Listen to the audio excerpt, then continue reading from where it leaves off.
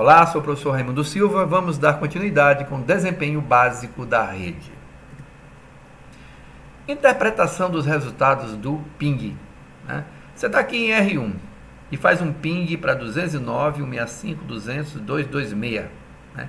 Que é este dispositivo aqui. Ó. Você está nesse roteador e vai fazer um ping nesse outra interface deste roteador. O que é que você vai obter aqui? Se tiver tudo funcional, como estava neste momento, você vai receber este sinal de exclamação.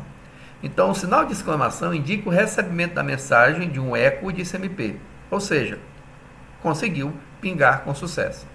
Se você receber um ponto, se ficar aqui os pontinhos apenas, indica que o tempo expirou enquanto esperava, ou seja, quando você faz um ping, você manda um pacote ICMP e espera uma resposta. Né? No caso, quando aparece a exclamação, você obteve a resposta, foi e voltou. Quando aparece o pontinho, você foi e você caiu para o timeout, não veio resposta alguma. Né? Como ele manda aqui no roteador 5 pacotes ICMP, podem aparecer 5 pontos. Isso quer dizer que ele mandou 5 e não obteve resposta para nenhum deles. Muito bem. Outra possibilidade é você receber a letra U maiúscula.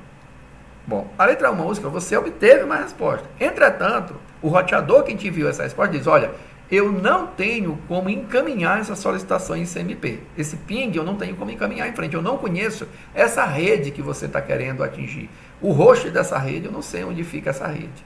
Ok? Então é diferente. Né? A exclamação, você obteve sucesso. O ponto, você solicitou, mas ninguém te respondeu nada.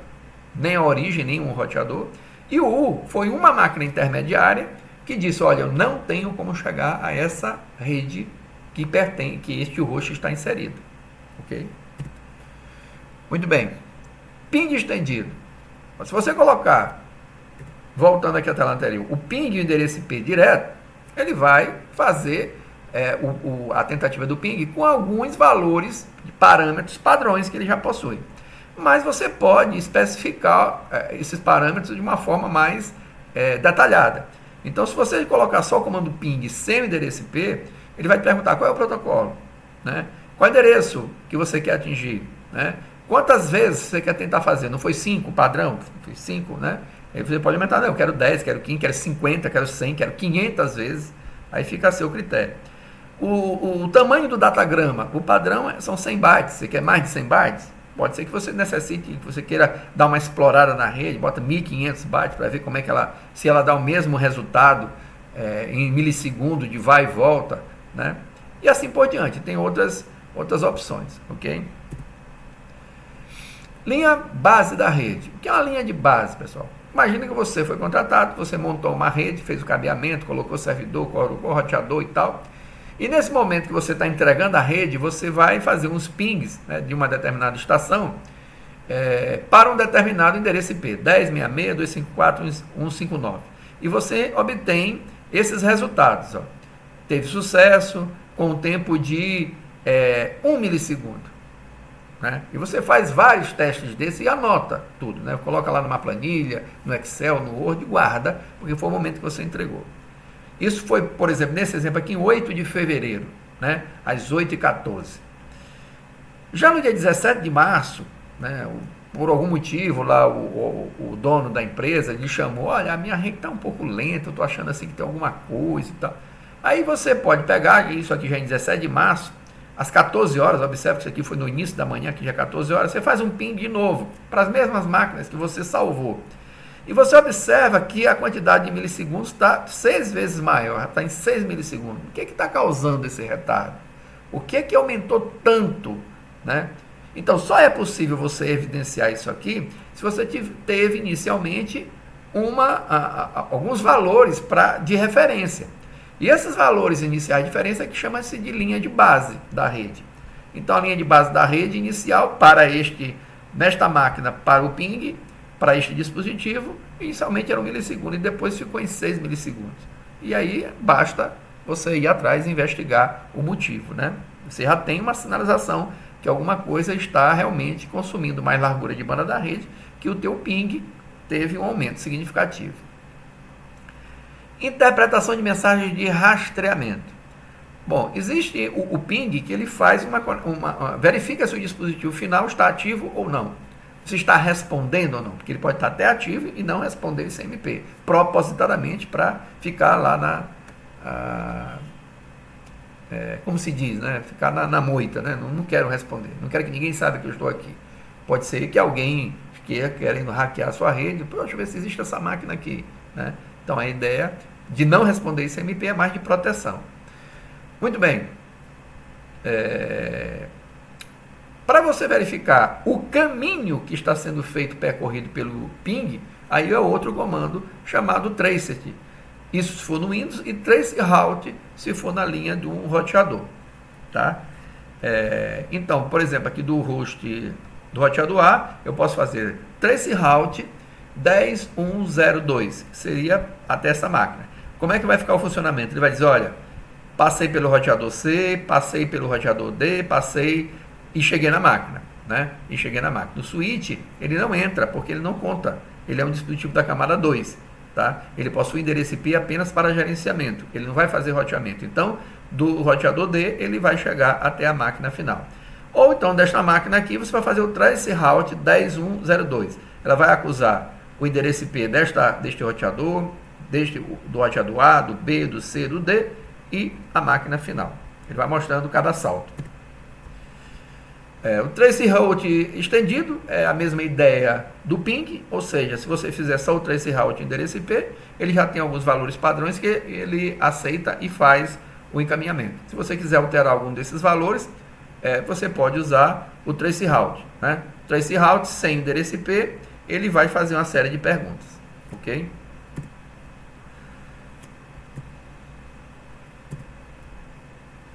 Comandos shows comuns, né? O que você mais usa no roteador no seu dia a dia? Show running config, que vai verificar a configuração em execução. Show interface, você vai verificar as interfaces que estão ativas, o estado delas, está up, está down. Né? Show ARP, a tabela do ARP do roteador. Show IP route, a tabela de roteamento. Esse aqui é fundamental quando tem algum problema de falha de rota. Show protocols, quais são os protocolos que estão ativos.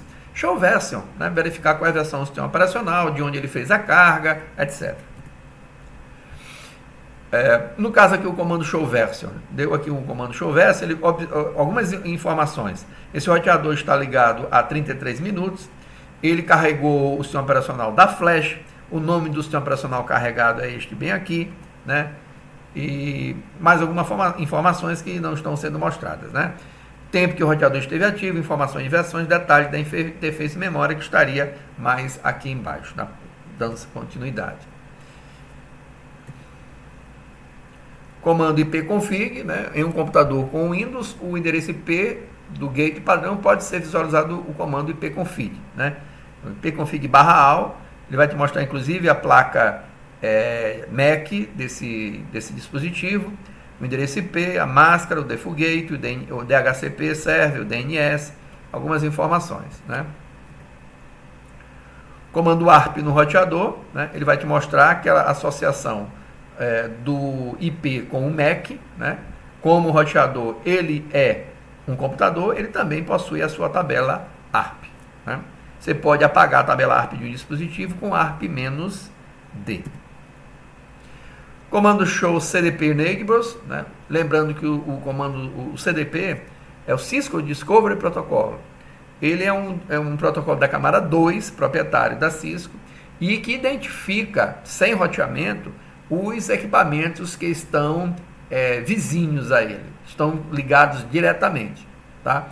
Então, por exemplo, aqui nesse roteador 3, o do show CDP neighbors, ele está dizendo que junto a ele, ligado diretamente a ele, tem um dispositivo chamado S3, esse aqui é o hostname. S3 está conectado na porta Fast Ethernet 0/0, tá? A capacidade dele, ele é um switch, né? E ele está trabalhando com o IGMP. A plataforma dele é um workstation, né? É um 2950, é um switch 2950, tá? E esse switch está conectado na minha porta Fast Ethernet 0/0 pela porta Fast Ethernet 0/6 dele, ok? Tem também um dispositivo de Hoshinemi R2, está conectado a este roteador pela serial 0/0/1. Ele é um roteador, um router. Ele é um da série 1841 e ele está conectado a mim, a este roteador, pela serial também 0/0/1. Se você der um show de CDP Neighbors, né, Details, vai mostrar os detalhes desses vizinhos, né? Vai mostrar os detalhes. Deixa eu ver se eu encontro aqui um detalhe mais significativo. Ó, mostra o sistema operacional, qual é a versão, o firmware, né? Mostra inclusive o IP, ó como é detalhista. Ó, R2 aqui, por exemplo, ele mostra que o roteador seguinte é o 926812, né? Ele mostra até o IP do outro roteador. Muito bem. Show IP Interfaces Brief, né? O brief mostra a show interface de uma forma reduzida, né? Com alguns comandos de forma bem sintéticas, né? Ele mostra a interface com a endereço IP se houver, né? Se está API, o status e o protocolo, né? Então ele é bem utilizado também. Comando debug. Comando debug, pessoal, ele é utilizado, como o nome diz, para você debugar a rede, algum processo, algum sistema, verificar como é que está a rede.